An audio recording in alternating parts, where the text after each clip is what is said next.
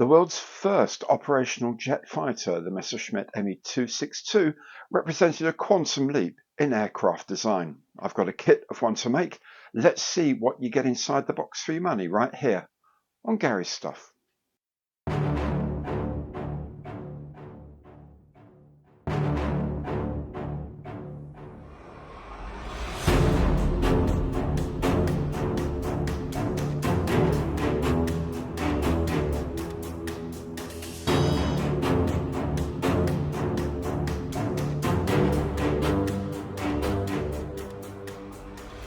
Hi there, I'm Gary. Welcome to the channel. Welcome back if you've been here before. Today I'm looking inside the box of the kit of the week, that kit being the Messerschmitt Me-262 in 1/72 scale from Airfix. Now, if you're thinking about getting one of these and you want to know what you get for your money, this is very much the video for you. If you'd like to see one being put together, then there's going to be a build video later this week for you to enjoy. How will you know when that's published? Well, best thing to do, if you haven't done so yet, subscribe to the channel, hit that bell, then at no cost to you, you'll get notified of all my future content as it is published. And of course, if you like anything you see on my channel, please do give it, like the Imperial Romans, the Imperial thumbs up on the like button below, because every like counts.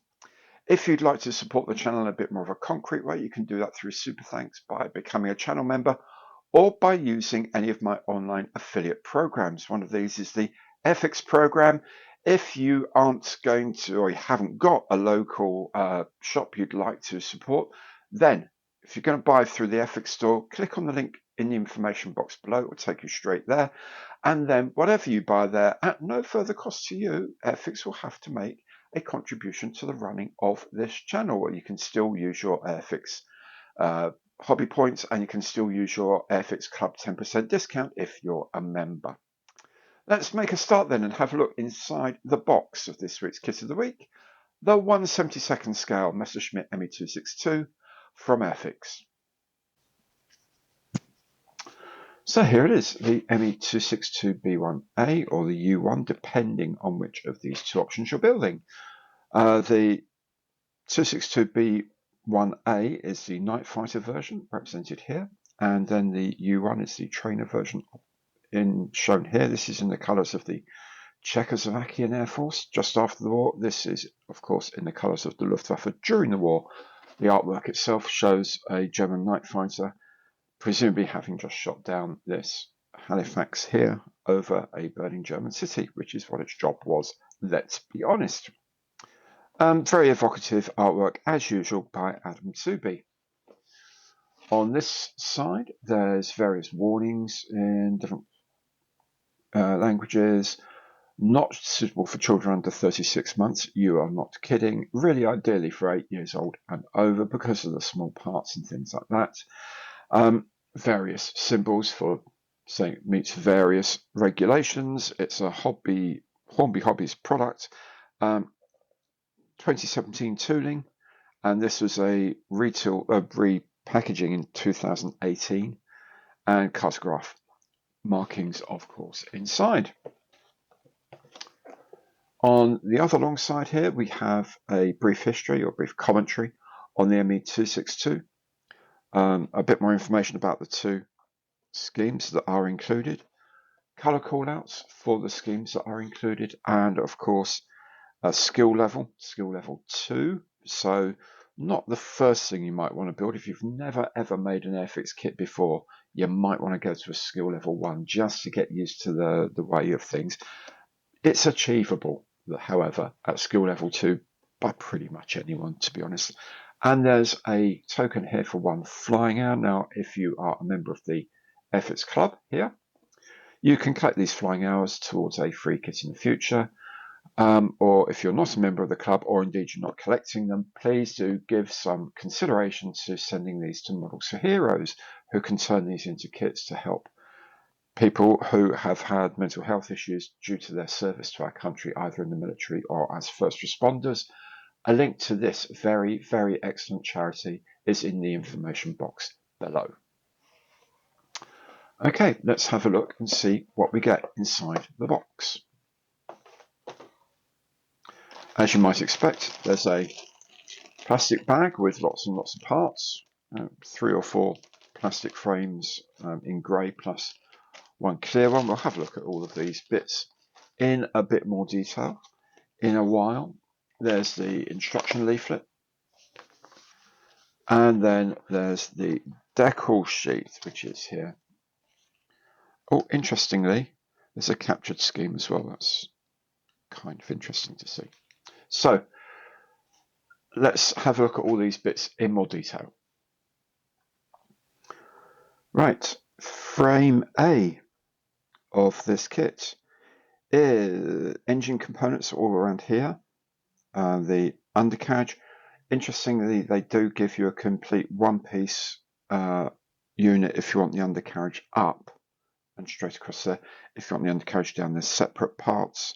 The underside of the nose, where the nose wheel goes, various bits and pieces here, out, and a pilot figure here, bits of undercarriage otherwise there as well. Frame B, upper parts of the wings, the tailplane. I'm guessing these are going to be bits for setting the wings here. Fuel tanks, interestingly enough, and a direction finding aerial, I'm guessing, as well.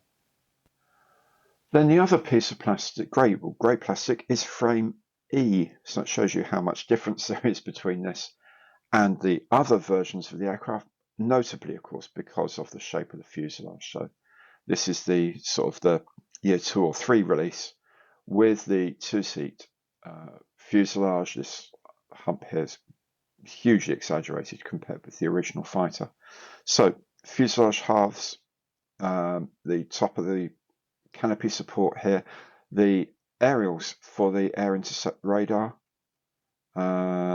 These are bits, I guess this might be the cabin part maybe, bits and pieces, and of course the panel and seat, and indeed the second crew member, the intercept officer, which is really nice that they've bothered to do that. I was concerned when I first had a look. There's one pilot figure and you think, yes, it's a 2-seater. But because this part is the 2-seater, they've also included another pilot, which is lovely. Well, a crew member. One will be a pilot, one will be an air intercept officer. And of course, then there's the canopy.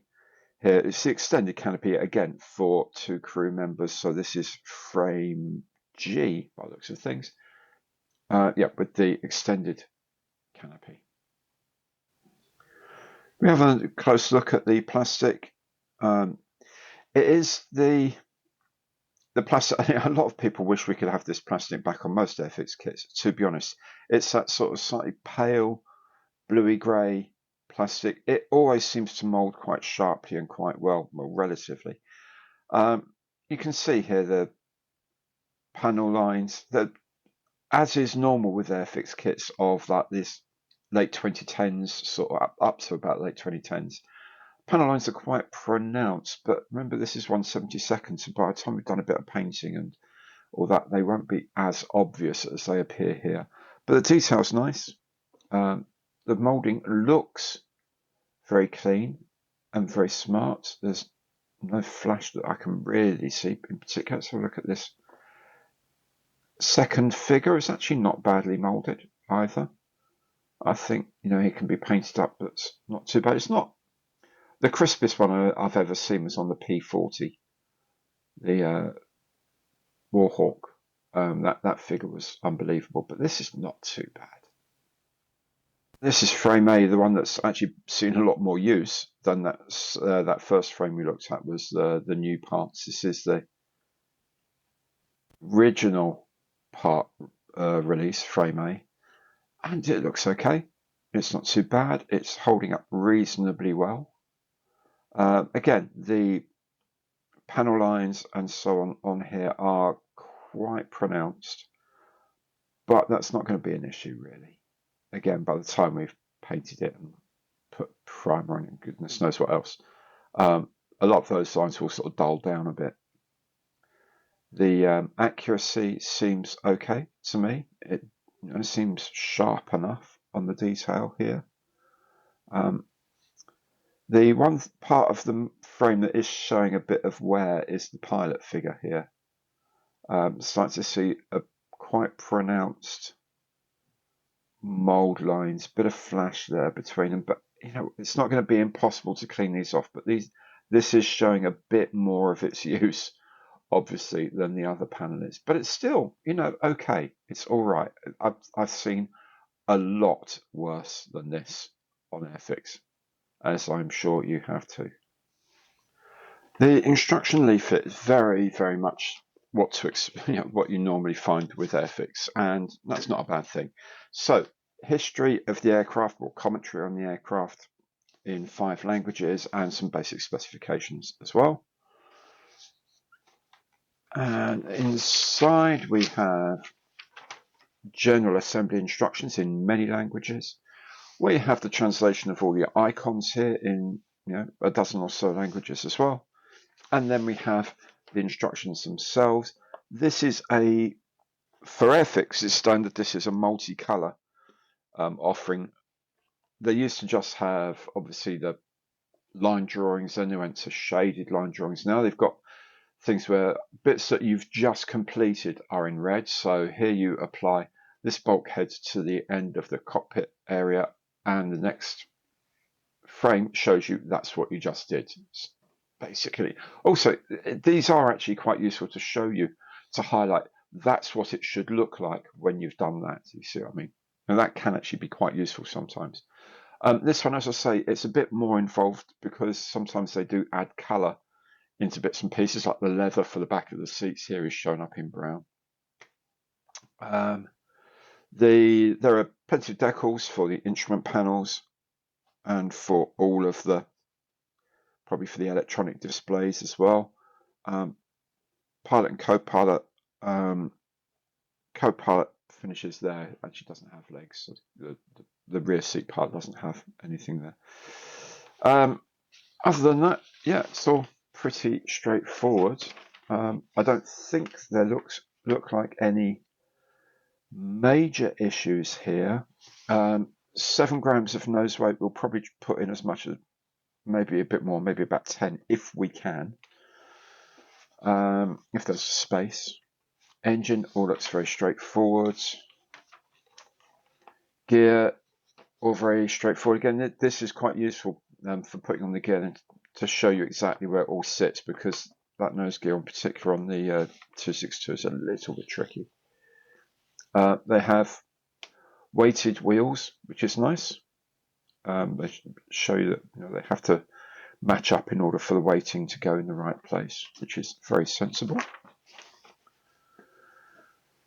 All the last bits and pieces, I'm glad those goes on last because I'll be painting this before any of that goes on. And then we have the schemes. So here, the first scheme is an aircraft from 11 Night Fighter Squadron, Nachtjagdgeschwader, Red 12, from May 1945, and this was one that had been captured after the war, at the end of the war, from Schleswig, and obviously it was repainted with RF roundels for tests to be done, and that is one I think I am going to do. I may have to get this matte olive green from somewhere, but I've got, or I actually may have to get that. So I've definitely got light blue, that, but the other two I may have to get. And yeah, that's just showing that the mottling is actually from the dark brown there. Really interesting scheme, and really interesting scheme with the RF markings. I'm a sucker for aircraft that appear in colours other than the ones they were intended for. B scheme is from Czechoslovakia in 1947, an Avia CS92, so essentially a sort of license built or captured or whatever in Czech service as a trainer, I believe. So these are the colour callouts for that. Fascinating, but not really my thing, I must admit. Stencil data as well.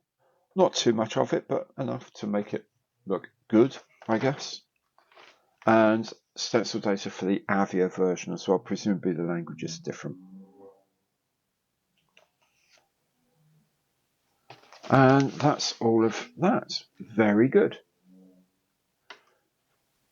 Decal sheet, very much as Airfix usual way of doing things. There's common sense information up here. This time, the common information basically is just the screen displays.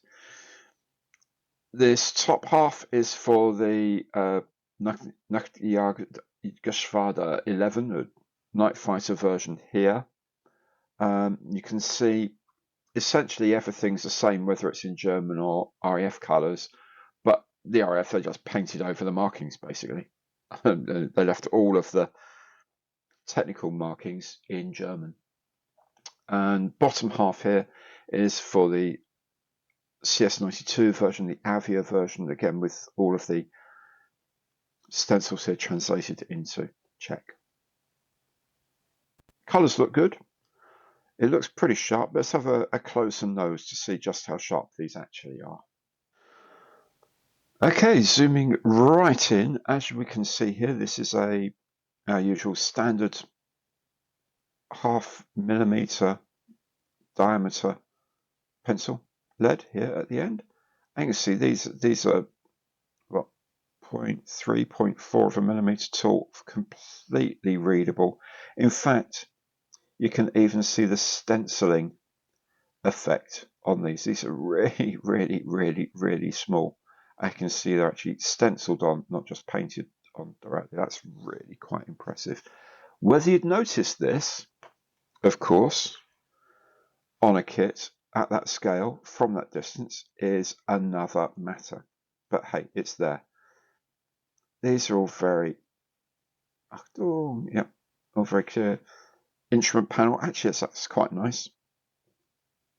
With the outlining in various colours, outline various important instruments. The basic 6 T+2 6 layout. That's the radar operators area there.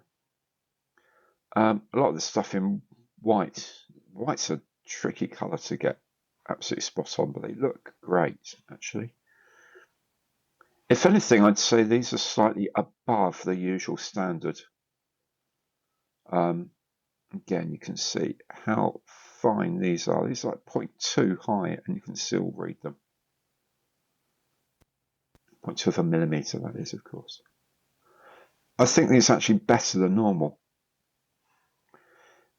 The colour looks fantastic. Registration is absolutely spot on. As you can see here, I mean, this is just sort of kind of showing off slightly how accurate that is. Very, very good. Very impressed by these. Very impressed indeed. There it is. Very much what you would expect from Airfix in terms of its panel lines and its general fit and look. It's the sort of that intermediate color plastic that I actually really like. I prefer it to the modern sort of slightly brownish grey, darker plastic. This sort of slightly bluer, paler plastic I actually think makes a better model myself, makes a sharper mold. Maybe I'm wrong, but I just prefer it normally. And so I'm really looking forward to building this. If you're looking forward to me making this, then probably the best thing to do is to look out for the build video. How will you do that? Best thing to do, if you haven't done so yet, subscribe to the channel, hit the bell, and you get notified of everything I publish in the future. And of course, do please give the old Imperial thumbs up on the like button below to anything you see on my channel you like, because every like counts. Thank you so very much for watching today. Hope to see you again soon. Take good care now, and goodbye.